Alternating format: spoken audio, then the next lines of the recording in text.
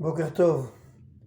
En revoyant les photos que nous avons publiées sur certaines rues de Saint-Paul et les plaques où il est question de la déportation d'enfants juifs, je ne peux pas m'empêcher de ne pas faire le rapprochement avec la parashat de Shavua, la section hebdomadaire que nous lirons ce Shabbat dans la Torah, où il est question du décret du Pharaon de jeter tous les enfants mâles au Nil, tous les enfants juifs qui naissent, les garçons, de les exterminer, de les tuer en les jetant dans le Nil.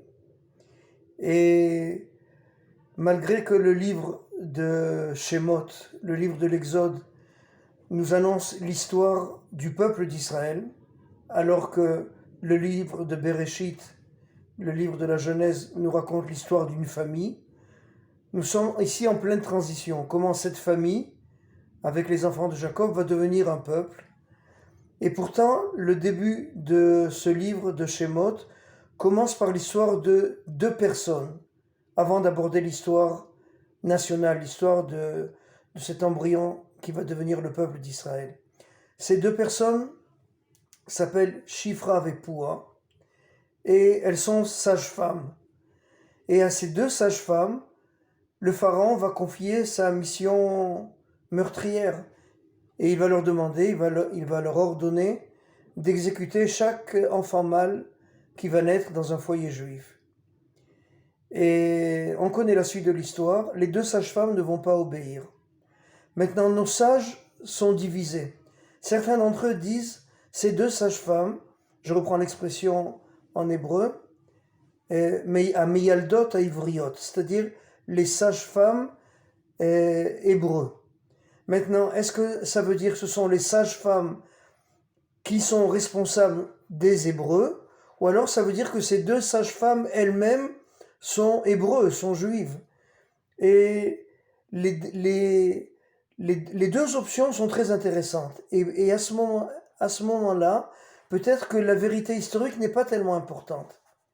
Les rabbins qui veulent dire que ces deux sages-femmes sont juives, sont hébreux, ils viennent nous dire l'importance de cette histoire. Et ils nous disent la chose suivante.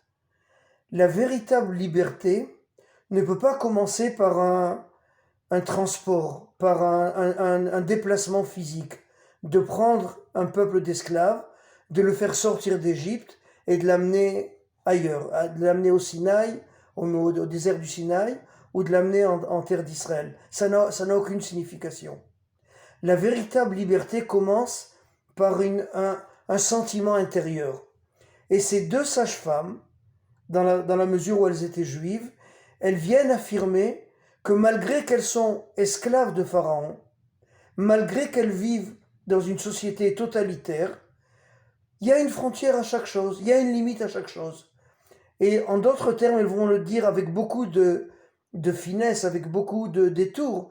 Elles vont dire à Pharaon, tu peux tout exiger de nous, nous sommes tes esclaves. Maintenant, nous demander de tuer nos propres enfants, alors là tu as dépassé une ligne rouge. Et ça, on ne le fera pas. Et seulement quand il y a encore une étincelle de liberté, alors ce peuple-là, il peut être sauvé. Et donc la liberté, elle commence avant tout, avant même la sortie d'Égypte, elle commence par cette révolte de ces deux sages-femmes. Cette affirmation de dire devant le Pharaon, ça, nous ne le ferons pas. Et bien sûr qu'elles ont pris des risques extraordinaires.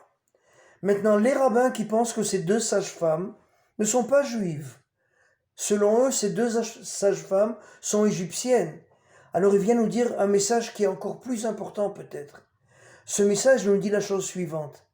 Même lorsque tu vis dans la pire des dictatures, et on sait que Pharaon c'était le pouvoir totalitaire par excellence, même lorsque tu vis dans la pire des dictatures, alors rappelle-toi que tu as toujours le libre arbitre.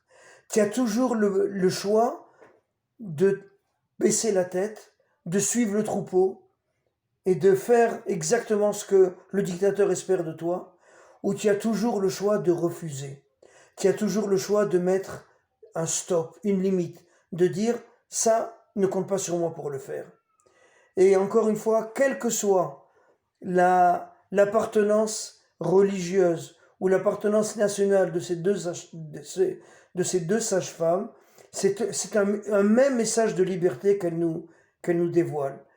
Que chacun d'entre nous, nous avons cette possibilité de dire non. Nous avons la possibilité en tout cas, de ne pas choisir le mal. Et grâce à des gens comme ça, et quelle que soit leur appartenance religieuse, nous pouvons obtenir une liberté pour les gens de ce même peuple et pour l'humanité tout entière.